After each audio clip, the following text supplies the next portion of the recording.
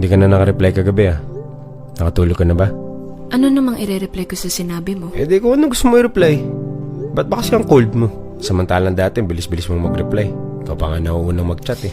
Ay, ayan ka na naman. Eh totoo naman. Di ka naman ganyan dati, di ba? Ano, may iba ka na? Wow. Ikaw pa talaga yung ganyan ah. Ang alin? Makulit? No. Ikaw pa yung tamang hinala na meron akong iba. Ang kapal ng mukha mo. O, kita mo nga yan? Galit ka agad?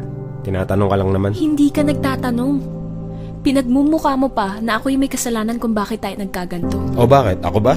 Eh ikaw nga tong cold eh. Ang tanungin mo, bakit mo ginawa yun? Ano ba sinasabi mo? Sino ba yung totoong may iba? Yun. Yun ang tamang tanong. So paano? Ganito na lang tayo lagi, ito yung mag-uusap? Ewan, di ko na rin alam kung bakit ito nangyari sa atin.